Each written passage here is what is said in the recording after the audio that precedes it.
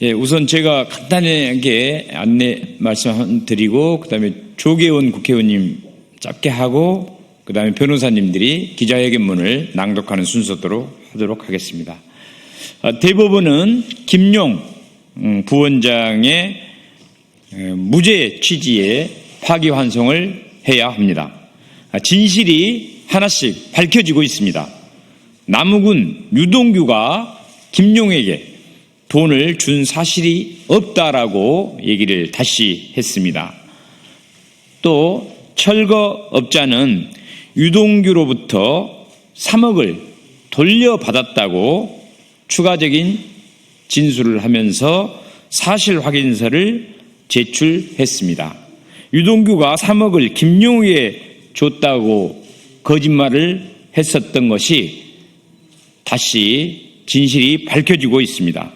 위증한 유동규와 이 사건을 조작한 정치 검찰들은 반드시 처벌돼야 합니다. 네, 다음 조계원 의원님 말씀해 주십시오. 결국 정치 검찰에 의해서 이제 검찰청이 해체되는 운명을 맞이했습니다. 대다수 우리 국민을 위해서 헌신 봉사하고 있는 검찰의 명예를 더럽힌 자들이 바로 정치 검찰이고, 정치 검찰에 의해서 지금의 이재명 대통령에 대한 정치 보복, 표적 수사, 조작 기소 그 희생양이 된 분이 바로 김용 전 부원장입니다. 이미 김용 전 부원장이 뇌물을 받지 않았다는 물증이 디지털 구글 타임라인에 의해서 명백히 밝혀졌음에도 불구하고 재판부는 증거로 채택하지 않았습니다. 이미 다른 법원 판결에서 증거로 채택된 구글 타임라인에 증거를 채택하지 않았고, 그랬으면 그리하여 결국 대법원으로까지 올라왔습니다.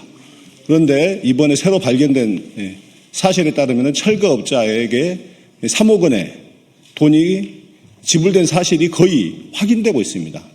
이제 대법원이 나서야 될 때입니다. 대법원이 제대로 진실의 편에 서서 김용 전 부원장에 대한 무죄를 선고해 주실 것을 다시 한번 강력하게 촉구하는 바입니다. 사법 정의를 바로 세워 주십시오. 예, 이상입니다. 윤종군 의원님도 짧게 한 말씀. 예, 경기도 안성 국회의원 윤종군입니다. 아직 내란이 끝나지 않았듯이 정치검찰에 또 잘못된 사법부에 이재명 대통령 측근 죽이기도 계속되고 있습니다. 그동안 수년간의 세월을 감옥에서 보내야 했던 이 억울함을 어떻게 해소해야 됩니까? 지금이라도 우리 사법부가 진실에 근거해서 정의에 기반해서 정당한 판결을 내려야 한다고 생각을 합니다. 이상입니다.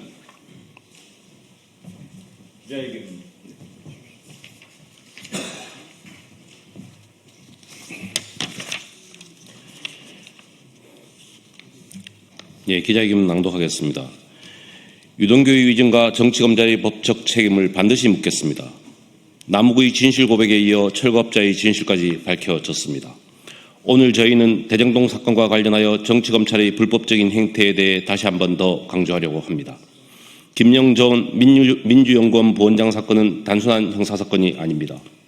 이 사건은 정치검찰이 어떻게 권력을 사유화하고 이재명 대통령을 겨냥해 측근들을 희생양으로 삼아 조작된 사건을 만들어냈는지를 보여주는 대표적인 사건입니다. 검찰은 처음부터 대통령을 표적 삼았습니다. 스스로 입증할 수 없는 혐의를 꾸며내기 위해 주변 인물들을 압박하고 진술을 번복시키며 없는 사실을 억지로 끼워 맞추었습니다. 김용 전 부원장은 그 첫 희생자였습니다. 검찰은 대통령을 잡겠다는 정치적 목적을 위해 한 사람이 인생을 송두리째 무너뜨렸고 국민의 세금으로 운영되는 국가 권력을 불법적으로 남용했습니다. 정치검찰이 대선자금 수수를 만들기 위해 이재명 대표의 측근 김용, 정진상에게 유동규가 건넸다는 뇌물은 유동규가 철거업자에게 차용한 원금 상환 등 개인적인 용도로 사용했음이 밝혀졌습니다. 철거업자 강모 씨는 최근 진술서를 통해 분명히 밝혔습니다. 그 돈은 유동규의 과거 철거공사 수주를 빌미로 받아갔다가 약속을 지키지 못해 돌려줘야 했던 반환금이었다고 말합니다. 강모 씨는 유동규가 2012년경까지 9천만 원의 합의에 갚았다는 증언은 거짓이며 자신이 2013년 이후에 3억 원 모두를 고철업자 이모 씨와 함께 돌려받았다고 사실 확인서를 제출하였습니다. 유동규가 김용 부원장에게 주었다는 뇌물은 정작 자신이 철거업자에게 갚았던 것입니다. 남욱, 정재창, 정민용 역시 한 목소리도 같은 취지의 진술을 했지만 정치검찰은 이런 사실을 회피하여 유동규의 위증으로 김용을 모해하였습니다. 유동규의 위증과 함께 정치검찰의 모해 위증이 명확한 만큼 반드시 법적 책임을 묻겠습니다. 유동규는 검찰의 압박 속에서 수차례 진술을 바꿔왔습니다. 처음에는 대장동과 무관하다고 했다가 나중에는 이재명 시장 측에 줄 돈이었다고 진술을 번복했습니다. 심지어 2013년 당시 남욱에게 2주 이내에 꼭 필요하다, 2층도 알아서는 안 된다, 대장동 딜 아니다 라고 말한 정황까지 드러났습니다. 상식적으로 만약 그 돈이 당시 이재명 시장이나 측근에게 줄 상납금이었다면 왜 굳이 2층도 알아서 안 된다는 말을 하겠습니까? 왜 대장동과 무관하다는 점을 강조했겠습니까? 이것은 뇌물이 아니라 유동규 개인의 비리 은폐를 위한 반환 자금이었다는 사실을 스스로 드러낸 것입니다. 최근 남욱이 법정 증언을 통해 김용 부원장 사건에서 행한 증언이 검찰에게서 들은 이야기였다는 충격적인 진실이 드러났습니다. 중범죄자들의 신빙할 수 없는 진술과 증언에 의해 김용 부원장은 3차례 구속을 당했고 법원은 유동규의 위증과 정치검찰의 조작을 근거로 중형을 선고했고 3번의 구속을 당했습니다.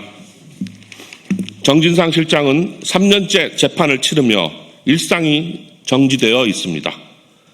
이재명 대통령을 곁에서 도와야 할 측근들을 이재명 죽이기의 도구로 사용했던 정치검찰은 응분의 처벌을 받아야 할 것입니다.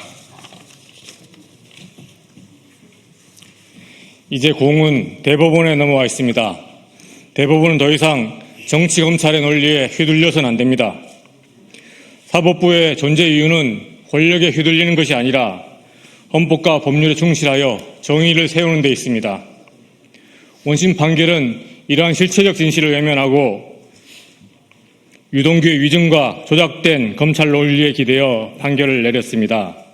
따라서 대법원은 지체 없이 이 판결을 파기하고 무죄 취지로 환송하여 억울한 피고인 김용 부원장의 일상을 회복하여 주십시오. 그것이 정의를 지키는 길이며 검찰 개혁을 열망하는 국민들의 마음에 부합하는 길입니다. 우리는 오늘 이 자리에서 엄중히 요구합니다. 정치검찰은 이재명 대통령을 겨냥한 사법살인 조작 행위를 즉각 사과하라. 대법원은 김용 부원장 사건을 즉각 무죄 취지로 파기환송하라. 사법정의를 파괴한 검찰권 남용을 단호히 끊어내고 다시는 이런 일이 발생하지 않도록 정치검사들을 단호하게 처벌하라. 정치검찰의 기획과 조작은 결코 진실을 이길 수 없습니다. 국민은 기억합니다. 진실은 가려지지 않습니다. 우리는 끝까지 사법정의 회복을 위해 노력하겠습니다. 대법원이 이번 사건 정의로운 결단을 내려 민주주의와 법치주의가 여전히 살아있음을 보여주기를 강력히 촉구합니다.